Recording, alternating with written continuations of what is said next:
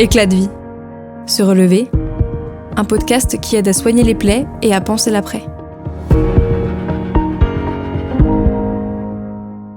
Les accidents collectifs et les attentats, de par leur violence, peuvent causer un psychotraumatisme dont l'impact varie selon l'exposition au danger, les circonstances du drame et l'histoire de vie de chacun. Comment ces épisodes de vie tragiques peuvent nous fragiliser ? À quel moment faut-il s'inquiéter ? À quel moment faut-il consulter ? Je suis Avril Prosper, psychologue au sein de la Fédération nationale des victimes d'attentats et d'accidents collectifs. Dans ce podcast, je serai accompagnée de victimes et de professionnels ayant touché de près ou de loin ce phénomène si complexe. Ensemble, nous tenterons de décrypter les causes de ces blessures invisibles, d'en comprendre les symptômes et de partager des méthodes de soins.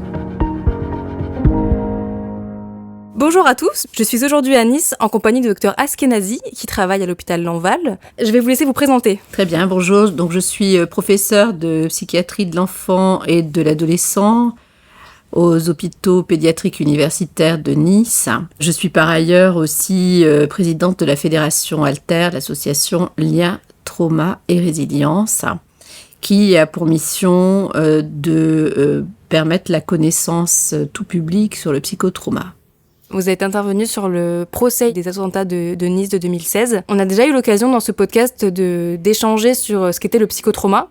Est-ce que vous pourriez nous expliquer quelle est la différence entre un psychotrauma pour un adulte et celui d'un enfant ? En quoi ça consiste ? Alors, on ne peut pas superposer les conséquences du psychotrauma de l'adulte à celles de l'enfant. La première raison, c'est que l'enfant, d'abord, n'exprime pas sa plainte de la même façon qu'un adulte, et surtout l'enfant petit et l'enfant qui n'a pas encore accès au langage. Mais pour les adolescents aussi, la plainte ne s'exprime pas par la voix de la parole. L'enfant est beaucoup plus dans le silence et dans l'expression des comportements. La deuxième grande différence pour les adultes et les enfants, c'est que lorsqu'on s'occupe d'enfants, on s'occupe aussi de ses parents.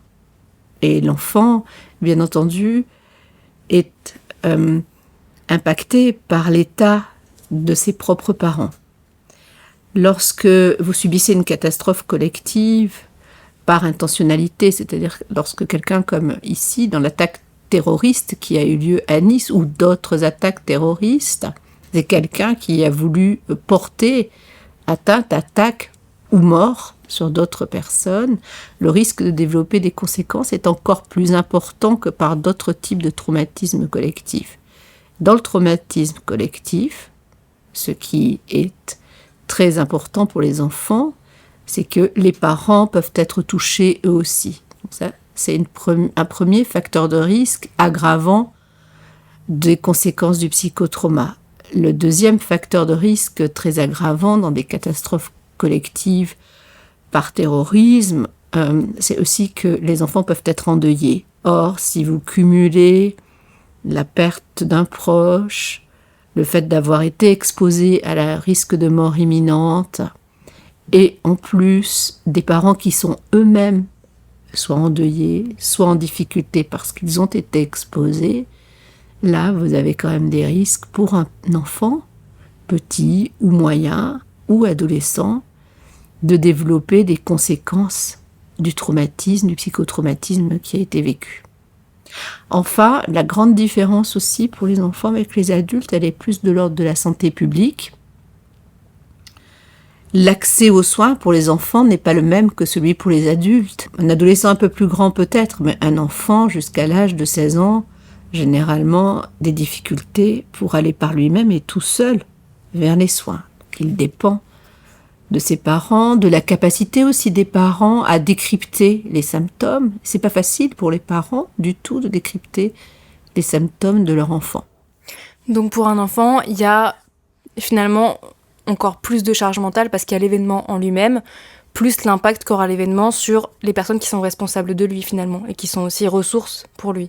Ça peut être aussi, et je reprends la problématique des catastrophes collectives, ça peut être aussi tous ceux qui s'occupent de lui au quotidien, les professeurs, les éducateurs, les aides dans les crèches, voilà, toutes ces personnes qui elles-mêmes peuvent avoir été impactées par ce qui s'est passé. Quels sont les symptômes pour les tout petits d'un signe de stress post-traumatique, par exemple ?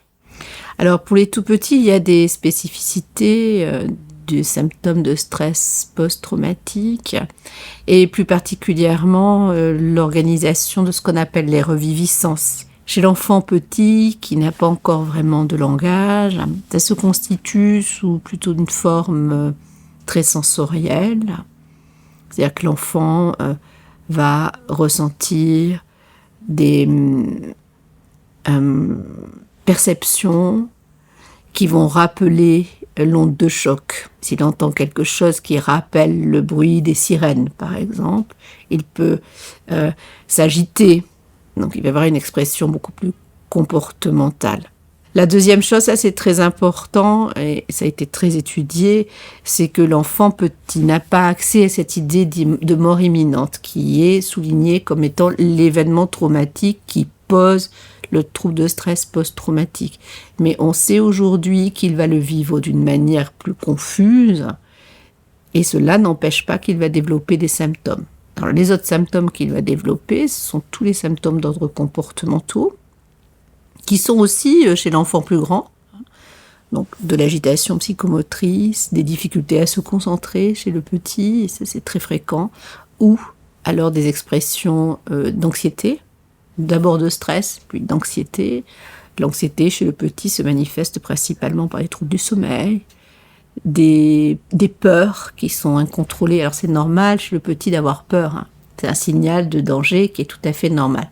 Chez l'enfant qui va être traumatisé, petit, ce signal de danger augmente de façon beaucoup plus importante. Et c'est comme si l'enfant était tout le temps menacé par quelque chose. À ce moment-là, sa vie quotidienne est bien entendu entravée dans tous les jours. Il ne peut pas jouer de la même façon. Alors, il y a un symptôme qui est très connu chez l'enfant petit qui s'appelle le jeu répétitif. Elles vont répéter la scène traumatique, réelle, à travers leur jeu. Ils vont reconstruire tout le temps la même scène dans un coin. Dans la majorité des cas, on ne fait pas attention à ça. C'est normal, dans la vie quotidienne, on vit à la maison, on s'occupe d'autre chose, ou on est préoccupé soi-même par ses propres soucis de la vie quotidienne, ou, si c'est une catastrophe collective, on peut être préoccupé par son propre trauma. Et si l'enfant est tranquille, on ne peut pas s'apercevoir qu'il peut être aussi en souffrance. Donc c'est important de savoir détecter ça et que l'enfant ne soit pas laissé seul face à lui-même. Alors, il y a encore autre chose que je voudrais souligner pour les enfants petits, et pas suffisamment dit, c'est que le traumatisme peut s'imprimer dans le corps. Donc ce sont des enfants, c'est connu aujourd'hui, qui peuvent exprimer des maladies, enfin des expressions somatiques d'abord, des douleurs abdominales, des impressions d'étouffement, mais aussi on sait qu'ils peuvent développer des maladies avec un impact somatique dans les suites du traumatisme. Et ça, c'est jusqu'à quel âge environ, ces jeux répétitifs Le jeu répétitif, c'est jusqu'à 6 ans, 7 ans, je dirais. Voilà, à peu près. Puis il y avoir des dessins aussi. Ah oui, quelque chose d'important chez l'enfant qu'il faut souligner, c'est qui arrive aussi chez l'adulte, c'est le traumatisme qui peut être généré par le visionnage en continu d'images par les médias et les réseaux sociaux. Et on a vu récemment cette prolifération d'images violentes sur les réseaux sociaux et les médias. Et donc il n'est surtout pas question de blâmer les parents, mais il faut bien savoir que la télévision ne peut pas laisser l'enfant seul devant la télévision, parce que lui-même maintenant il s'est zappé, il cherche toutes les chaînes. Et l'image de violence, c'est quelque chose qui est addictif, pour tout le monde et tous les âges. Alors, mieux vaut lire avec un enfant un article spécialisé, il y a plein de journaux pour enfants avec lui, ou si on regarde la télévision, toujours avec lui et reprendre les choses, lui expliquer. Ça, c'est vraiment important. On peut lui expliquer les choses avec des mots simples. Le silence n'est plus possible aujourd'hui. C'est-à-dire que vous ne pouvez pas faire comme si ça n'existait pas. Ce n'est plus possible puisque l'enfant sera dans un milieu social avec d'autres enfants, d'autres adultes. Donc, c'est important de prendre le temps de trouver des mots simples pour en parler avec lui. Ne jamais oublier de lui dire aussi que vous-même, ça peut vous toucher. Ça, c'est très important pour un enfant. Parce que vous allez commencer à mettre une forme sur son ressenti. Et alors, comment on fait avec des enfants qui sont peut-être un peu plus grands, des adolescents qui sont peut-être moins tournés vers l'échange, qui n'ont pas forcément envie de reparler de ces événements? Alors, pour les jeunes, les adolescents, ce qui est vraiment très pertinent, c'est d'utiliser toutes les médiations artistiques ou créatives. L'adolescent a une force de créativité exceptionnelle. Et dans le traumatisme, utiliser la force de créativité des adolescents, c'est une aide très importante. Ça peut se faire, je vous parle hors du champ de santé mentale, hein. C'est des choses qu'on peut faire à la maison, des choses qu'on peut faire sur les activités extérieures, utiliser tout ce qui est créativité pour sortir du traumatisme. Toutes ces ressources pour permettre aux adolescents et aux plus jeunes aussi de s'exprimer sur un événement et de casser finalement le silence qu'on peut trouver autour. Est-ce que ça permet une première entrée en soins? Est-ce que ça permet de débuter une compréhension et donc un mieux-être finalement de ces jeunes? Tout le monde n'a pas besoin d'accéder à des soins spécialisés. Ce serait une erreur. Et les soins spécialisés ne peuvent intervenir ou ne doivent intervenir que lorsqu'il y a des symptômes qui ont été repérés. Si vous les apercevez, il faut les conduire vers des soins spécialisés. Mais après, il y a un grand nombre de jeunes qui n'auront pas besoin d'aller jusqu'aux soins spécialisés, mais ça ne veut pas dire qu'ils n'ont pas ressenti de la détresse et que ce qu'ils ont vécu sera comme si ça n'avait pas existé. C'est faux de penser cela, mais ça peut modifier leur trajectoire et c'est donc important de pouvoir donner des réponses à cette détresse. Alors ça peut passer la parole, la discussion, l'écoute. C'est une minorité qui doit arriver aux soins. Alors, pour des parents qui pourraient être sûrement très inquiets pour leurs enfants, cette minorité qui va arriver aux soins, c'est en rapport avec les symptômes qu'on a évoqués tout à l'heure, c'est ça? Donc la reviviscence, les jeux répétitifs, peut-être aussi l'isolement pour les plus grands. Alors chez les petits, et puis en règle générale, on redonne le carré symptomatique du trouble de stress post-traumatique, l'évitement, l'impossibilité de retourner près ou sur les lieux où il s'est passé le traumatisme, mais ça peut être un évitement plus large, hein. Ça peut être impossibilité d'aller dans la foule, impossibilité dans les magasins, impossibilité d'aller à l'école pour certains, donc ça peut s'élargir, hein. Ce n'est pas uniquement le cercle concentrique de l'endroit où s'est passé le traumatisme. Les reviviscences, et ça c'est très péjorant pour les enfants, peut venir à n'importe quel moment, c'est pas prévisible. Le troisième grand symptôme sont les difficultés d'ordre cognitif et des altérations de l'humeur, ce qui veut dire, en termes simples, qu'un enfant qui a subi un psychotrauma peut avoir des difficultés pour l'apprentissage. S'il y a cet impact, le risque qu'il ne puisse pas accéder aux fondamentaux de l'apprentissage est grand. Donc il faut le savoir, c'est des enfants qui peuvent avoir besoin d'être accompagnés durant leur scolarité. Les troubles de l'humeur, ça veut dire quoi? Ça veut dire que l'enfant peut se déprimer, hein, peut être triste sans savoir pourquoi. Et ce qui est très compliqué dans le psychotrauma, pour un enfant, c'est de relier ce qui s'est passé avec l'état dans lequel il se trouve. On a parlé des ados, on a parlé des enfants. Est-ce qu'on pourrait parler des tout petits, voire même ceux qui n'étaient pas encore nés au moment des faits et qui étaient peut-être proches de la naissance, notamment par exemple sur l'attentat du 14 juillet 2016. Alors, il y a eu, comme c'était une fête familiale, et l'hôpital là où vous êtes en train d'enregistrer ce podcast, il y a une maternité. Et il y avait même des bébés qui venaient de naître avec des mamans qui étaient à la fenêtre et le reste de la famille qui se trouvait sur la promenade. On a eu des cas. À partir du moment où je vous ai expliqué qu'on ne peut pas sortir un enfant du contexte familial.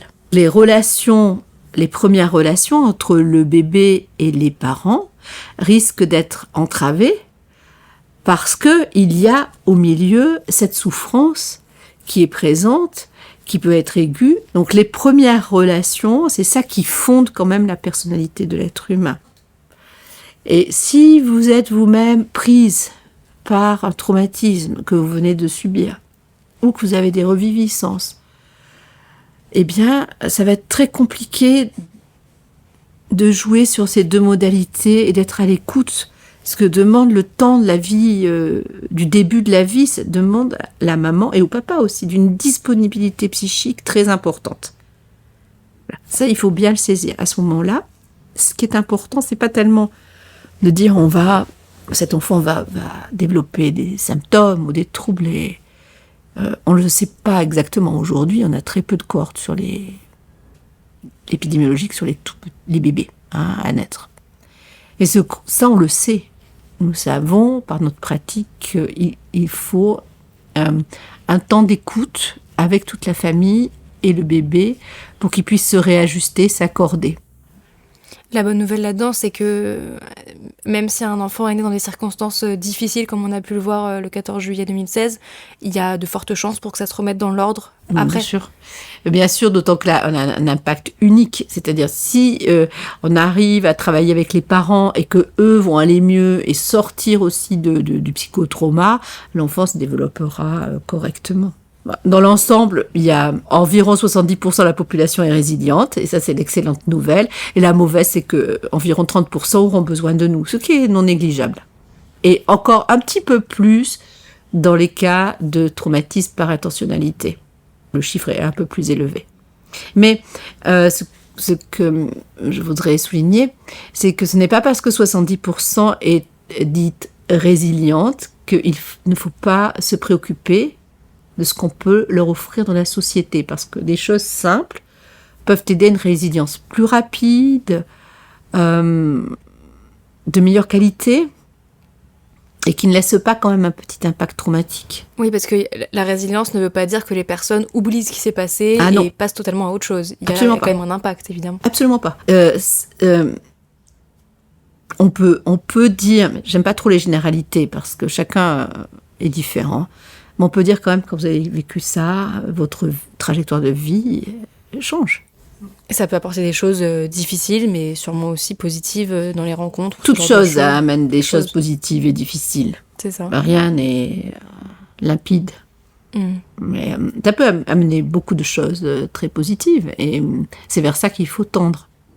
Le collectif sert à ça aussi. À ma connaissance, en français, il n'y a pas de livre dédié aux enfants. Pour les parents et les professionnels de première ligne, il y a le livre qui a été publié en avril 2023 par moi-même et Morgane Gint, qui travaille avec moi dans mon équipe, qui s'appelle « Comprendre et soigner le psychotrauma de l'enfant ». Vous pouvez vous procurer facilement. Après, il existe un livre britannique qui s'appelle So Young, So Sad, So Listen, mais qui n'est pas encore traduit en français, par les docteurs Graham et Migley, que vous pouvez vous procurer sur librairie.